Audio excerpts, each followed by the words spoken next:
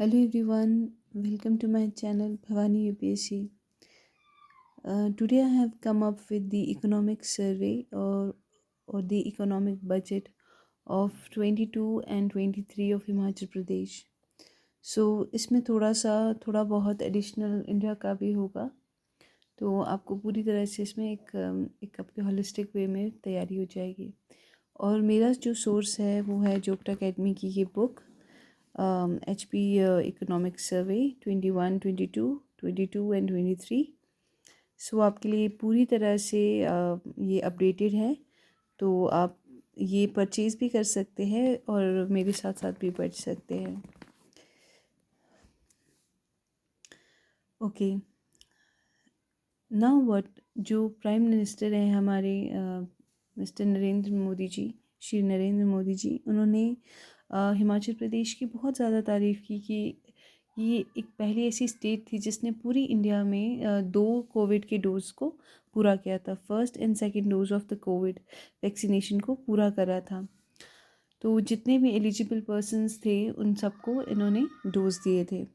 Okay, तो इसी वजह से जो प्राइम मिनिस्टर नरेंद्र मोदी जी हैं उन्होंने हमें इन हिमाचल प्रदेश को चैम्पियन स्टेट कहा है। इसी वजह से उन्होंने चैम्पियन स्टेट कहा है। दूसरी चीज़ जो बहुत इंपॉर्टेंट हुई कि जो रशिया की कोविड वैक्सीन है Sputnik, that has been commercially manufactured in the state, वो कमर्शली मैन्युफैक्चर्ड हो रही है हिमाचल प्रदेश में। तो ये बहुत बड़ी बात है।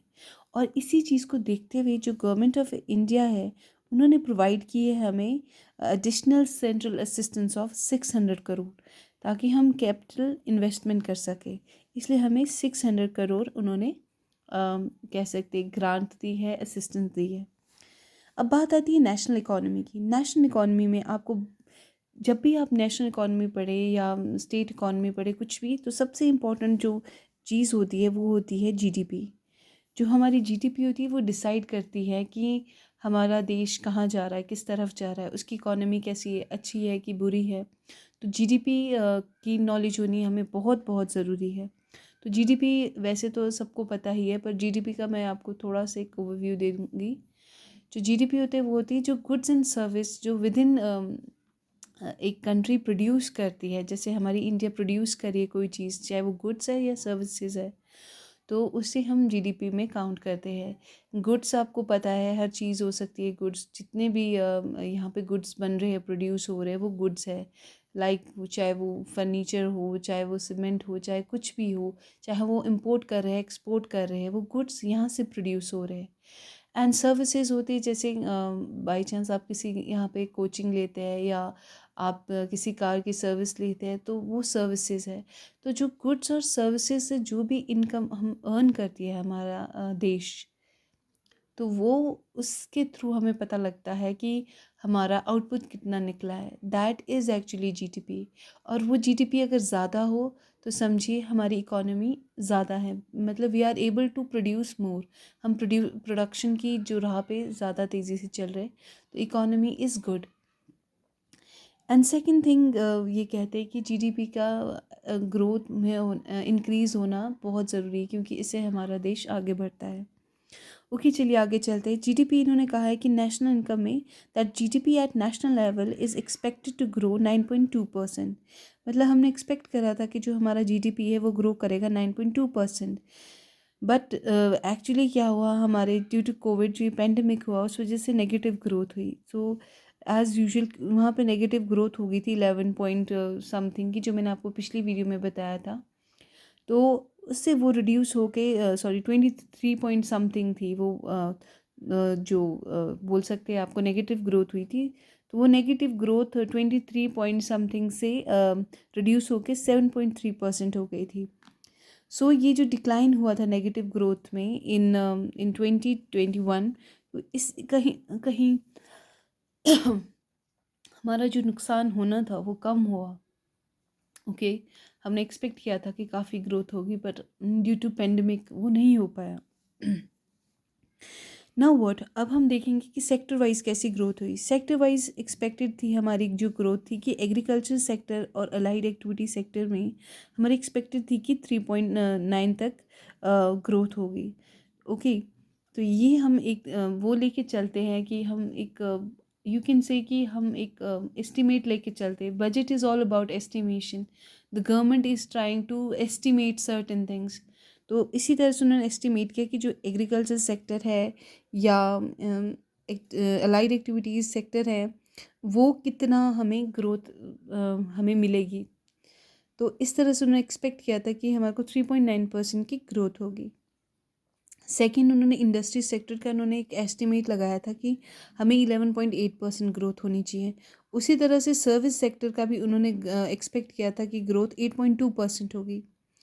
So the credit for the quick and effective V-shaped recovery of the economy goes to the dynamic policies and the schemes such as through Pradhan Mantri Garib Kalyan Yojana, Atmanirbhar Bharat, Mukhyamantri Shehri Ajivika Guarantee Yojana, etc.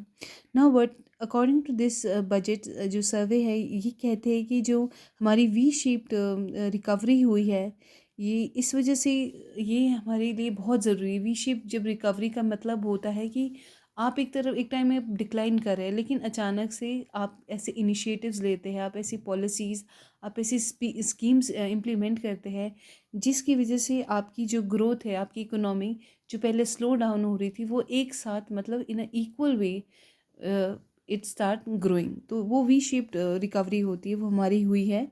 और उन्होंने कहा कि ये जो सारा credit जाता है ये कुछ स्कीम्स है या ये पॉलिसीज़ हैं जिनकी वजह से हुए. That's why they have called it as a dynamic policies like Pradhan Mantri Garib Kalyan Yojana, Atmanirbhar Bharat means self reliant India and Mukhyamantri Shahri आजीविका गारंटी योजना.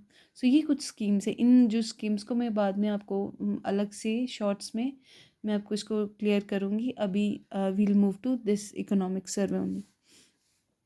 नेक्स्ट अब बात आती है स्टेट की. स्टेट मतलब हिमाचल प्रदेश की. वो हम बात कर रहे थे नेशनल इकोनॉमी के बारे में. नाउ व्हाट ये कहते हैं कि स्टेट इकोनॉमी में the economy of a state is expected to grow 8.3% during 21 and 22. हमने एक्सपेक्ट किया था कि हमारी जो ग्रोथ होगी वो 8.3% होगी हमारी इकोनॉमी में. सो ये एस्टिमेट लेके चल रहे हैं इसमें. According to the advanced estimates for the 21-22 gross state domestic product is expected to be 1,75,173 crore. So इन्होंने थोड़े से एडवांस एस्टिमेट्स लगा दी है इसके ग्रॉस स्टेट डोमेस्टिक प्रोडक्ट. जब हम जीडीपी और जीएसडीपी की बात करते हैं तो उसमें थोड़ा सा डिफरेंस आता है कि जीडीपी जब हम बात करते हैं that is of the whole nation and जब हम बात करते हैं ग्रॉस स्टेट डोमेस्टिक प्रोडक्ट तो that means the goods and services provided within a state जो प्रोडक्शन हुई है उसकी हम कैलकुलेट करते हैं ग्रॉस स्टेट डोमेस्टिक प्रोडक्ट से. सो दे हैव एक्सपेक्टेड कि इतना होगा वो 1,75,173 करोड़ इतना होगा. ओके तो ये एक एस्टिमेट लेके चलते हैं और उस हिसाब से उनको अपने एक्सपेंसेस और अपनी वो चीज़ें देखनी पड़ती है कि कितना इनको एडजस्ट करना है. नॉर्मली जैसे हम एक तरह से हम कह सकते हैं अपना काम चलाते हैं डेली वे में, उसी तरह ये भी देखते हैं अपने गवर्नमेंट भी देखती है कि अपने परचेजेस कैसे रखने, अपने प्रोडक्शंस कैसे रखने, अपना एक्सपेंडिचर कैसे रखना है. उस हिसाब से वो एक अपना वो रखते हैं एस्टिमेट रखते हैं कि हमें इतना तक ग्रोथ करनी है everything by deducting each and everything. Okay, as per the estimates per capita income of the state will be 2 lakh 854 1854 which is rupees 51,528 higher than the estimated per capita income at national level. Now what if according to अगर हम per capita income की बात करें state की तो 2 lakh plus something क्या है which is like is higher than the estimated per capita income at national level. अगर हम नेशनल इनकम के हिसाब से देखें तो नेशनल इनकम कितनी थी, इतनी एस्टिमेट करी थी हमने पर कैपिटा इनकम हमने की थी एस्टिमेट 51,528. पर लेकिन अगर हम हिमाचल प्रदेश की बात करते हैं तो वो 2 लाख प्लस है. ओके तो कहीं ना कहीं आप देख रहे हैं कि हिमाचल प्रदेश ज़्यादा बेटर सिचुएशन में है. So it is a good thing. तो हिमाचल हमारा ज़्यादा अच्छे से ग्रोथ कर रहा है. अब बात करते हैं कुछ डेवलपमेंट बजट की. ओके डेवलपमेंट से रिलेटेड बजट भी बनाया गया है. अब इन्होंने कहा है Government of India has made a provision for single nodal agency account for all centrally sponsored schemes since 2122. This system will facilitate quick transfer of central funds into the bank accounts of executive departments. अब इन्होंने बहुत clearly बोला है, जो ही हमारी government of India ने, उन्होंने एक क्लियर प्रोविज़न बनाया, प्रोविज़न मीन्स लॉ बनाई है, उन्होंने क्लियरली बनाया है ये कि एक प्रोविज़न रखा है कि जो एक सिंगल नोडल एजेंसी अकाउंट है वो क्या करेगा, उसमें जितनी भी सेंटर ने स्पॉन्सर की है स्कीम्स, जितनी भी सेंटर ने मतलब स्पॉन्सर की स्कीम्स 21-22 के अंदर, वो क्या करेगी, उस सिस्टम के अंदर वो मतलब सेंटर जो भी फ़ंड ट्रांसफ़र करने होंगे वो इसमें करेंगे, वो सारे के सारे इस अकाउंट में ट्रांसफ़र करेंगे वो फंड्स को। जितनी भी मतलब ये कह सकते हो आप बैंक अकाउंट्स हैं किसके, एग्जीक्यूटिव डिपार्टमेंट्स के, तो उनको इसके थ्रू वो ट्रांसफ़र करेंगे।